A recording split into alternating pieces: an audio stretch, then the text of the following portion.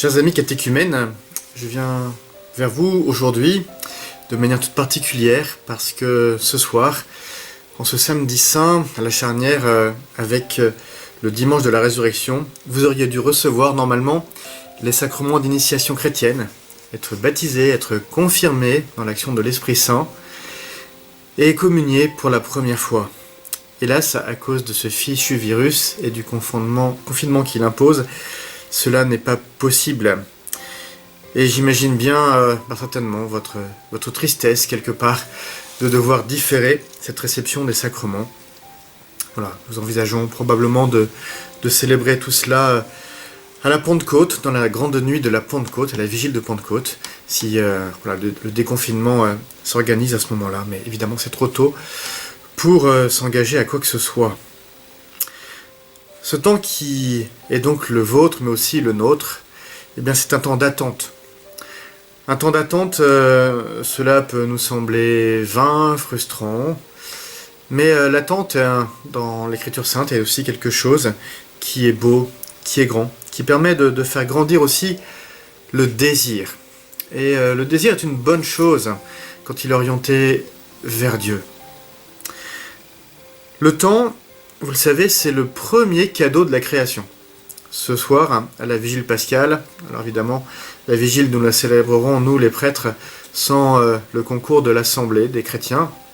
Évidemment, pour nous aussi, ça sera vraiment un vrai manque. Je ne dirais pas que ce sera une souffrance, mais ce sera quand même un vrai manque de ne pas pouvoir prier avec le peuple chrétien rassemblé. Mais nous prierons quand même les mystères de Pâques avec la vigile pascale. Et le premier texte de la vigile, c'est le texte de la création, au premier chapitre de la Genèse. Vous pourrez aller relire aussi ce texte. Et donc on voit que le premier cadeau de Dieu à la création, c'est le temps. Voilà.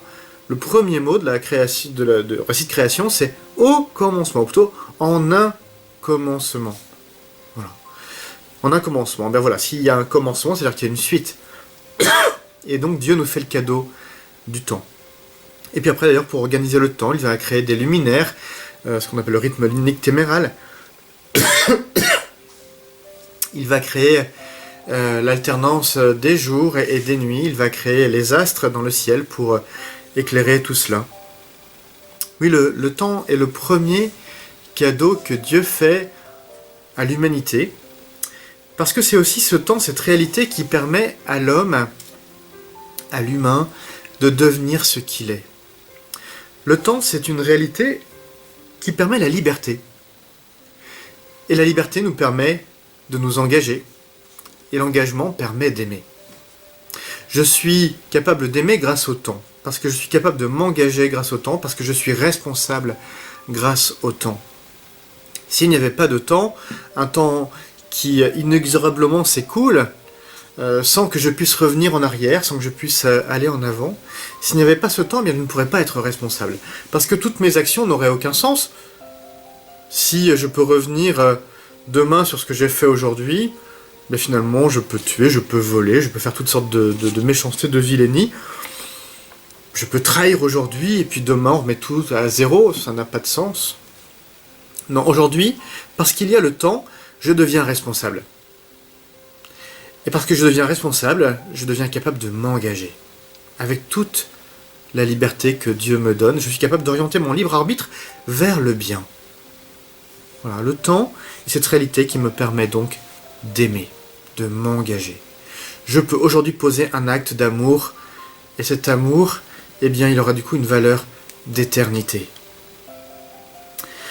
Par la résurrection, le Seigneur Jésus nous fait entrer dans les temps nouveaux. Nous le disons dans toutes nos prières en ce temps de Pâques qui va s'ouvrir. Nous sommes entrés dans les temps nouveaux par la mort et la résurrection de Jésus. Temps nouveau parce que le temps, lui aussi, comme toutes les réalités de la création, le temps est sauvé. Pas simplement la matière qui est sauvée, mais le temps aussi est sauvé. Et s'il est sauvé, c'est parce qu'il avait lui aussi besoin d'être sauvé. Le temps, du coup, souvent nous le gaspillons. Le temps, souvent, nous râlons après je ne sais pas qui, après nous-mêmes, après Dieu, parce qu'on dit « j'ai pas le temps ». On voit que le temps, il a besoin d'être sauvé. C'est une réalité qui a besoin d'accueillir la grâce de Dieu, d'accueillir sa clarté. On gaspille le temps, on ne sait pas comment l'utiliser, on l'utilise mal, on n'unifie pas trop sa vie, pas assez. Voilà. Soit on est plongé dans les remords et les regrets du passé, soit au contraire on est sans arrêt en train de dire « Ah bah ça sera mieux demain » ou « Je remettrai à demain » et on oublie de vivre aujourd'hui. Voilà. Le futur peut nous effrayer aussi. Voilà. Bref, le temps il a besoin d'être sauvé, d'être unifié. Et Jésus vient nous aider du coup à bien vivre le temps qui nous est donné, à en faire un bon usage. Jésus nous permet aussi de ne pas être dans le regret d'une époque lointaine où tout serait mieux. Voilà. Jésus nous permet d'habiter le présent, aujourd'hui, pour en faire quelque chose de beau, dans l'amour, dans la clarté de son regard. Et aujourd'hui, dans ce temps qui est le nôtre, de ce temps d'attente, eh bien, nous pouvons par la prière unifier le temps et sanctifier le temps en le mettant en permanence sous le regard de Dieu pour en faire quelque chose de beau, de grand. Pour en faire cette réalité où nous pouvons mieux nous connecter à Dieu, mieux nous connecter aux autres, vivre mieux en harmonie avec tout ce que nous sommes et unifier du coup tout ce que nous sommes. Nous pouvons unifier le temps de notre vie.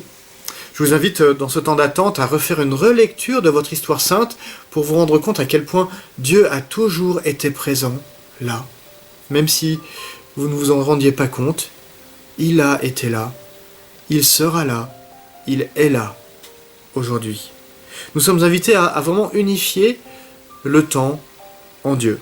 C'est d'ailleurs l'expérience que nous faisons dans l'Eucharistie à laquelle vous vous préparez.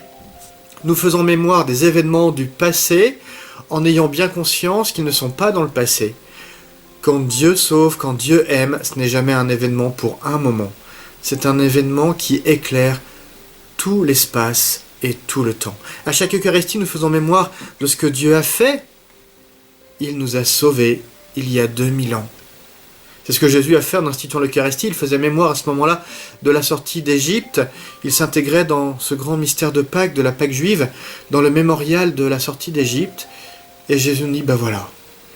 De même que les Hébreux faisaient mémoire à chaque Pâques de la sortie d'Égypte en étant persuadés que Dieu les sauvait, les délivrait de nouveau à leur époque, eh bien nous avons conscience aujourd'hui en célébrant l'Eucharistie que Jésus continue de nous sauver, de nous associer à son mystère pascal. Oui, la mémoire du passé nous permet de vivre aujourd'hui cette liberté que Dieu veut nous donner. Et à chaque Eucharistie, nous célébrons déjà dans l'attente de la fin des temps. C'est ce que nous disons dans ce qu'on appelle l'anamnèse. C'est d'ailleurs que l'anamnèse, c'est l'absence d'amnésie, donc c'est la mémoire. Nous faisons mémoire des choses du passé pour mieux les actualiser pour aujourd'hui. Dans l'anamnèse, nous disons, nous proclamons ta mort, Seigneur Jésus, nous célébrons ta résurrection, nous attendons ta venue dans la gloire. Oui, dans la prière, nous pouvons vraiment faire ce travail d'unification du temps pour vivre dans l'aujourd'hui de Dieu. C'est aujourd'hui où nous pouvons accueillir son amour qui est éternel pour vraiment en vivre dans les circonstances qui sont les nôtres, que nous n'avons pas choisi, nous n'avons pas choisi de vivre à cette époque-ci. Nous accueillons ce temps qui est le nôtre pour mieux le vivre avec Dieu, sous le regard de Dieu. Alors c'est ce que je vous souhaite, chers frères et sœurs, qui attendez la grâce du baptême et des autres sacrements. Dans ce temps qui est le nôtre, aujourd'hui, en ce samedi saint, nous faisons mémoire de ce que saint Pierre nous dit dans sa première lettre. Nous faisons mémoire de ce temps entre l'ensevelissement de Jésus et puis sa sortie du tombeau. Ce temps où nous dit saint Pierre, Jésus est allé visiter depuis Adam et Ève toute l'humanité qui attendait aux enfers, c'est-à-dire ce qu'on appelle le Sheol, non pas l'enfer, l'enfer c'est le lieu sans Dieu, les enfers c'est le lieu d'attente des défunts. Eh bien Jésus est allé dire à toute l'humanité, ben voilà, le salut est aussi pour vous. Jésus est descendu aux enfers pour dire que l'attente des hommes n'est pas vaine, le Christ vient les sauver. Eh bien, que votre attente ne soit pas vaine. Christ vient vous sauver, vous aussi. Vous avez le désir du baptême, vous avez le désir de la confirmation, vous avez le désir de l'Eucharistie. Eh bien, au cœur de ce désir, Jésus déjà vient vous rejoindre. Et déjà, il vient vous donner de vivre en lui, blotti en son amour. Alors continuez votre marche à la suite du Christ. Continuez de lire l'Écriture, continuez de prier, continuez de dilater votre cœur dans l'attente. Un cœur dilaté, ce n'est pas un cœur qui perd son temps. C'est un cœur qui, au contraire, va être encore plus capable d'attendre la grâce de Dieu.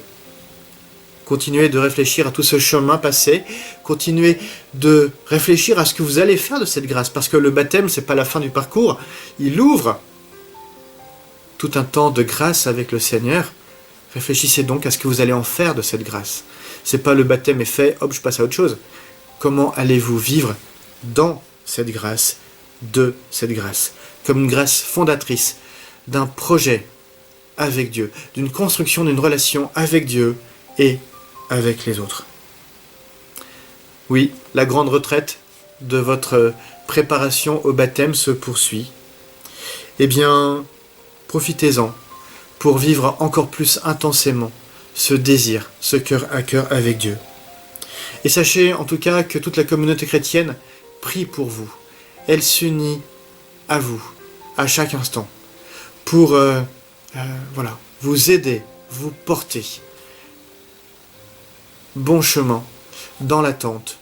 Nous sommes avec vous et nous nous laissons ensemble avec vous, inondés par cette lumière qui ne cesse de monter depuis le tombeau pour nous ouvrir des chemins de vie. Que le Seigneur vous bénisse et qu'il vous témoigne toute sa tendresse, tout son amour. Bonne fête de Pâques.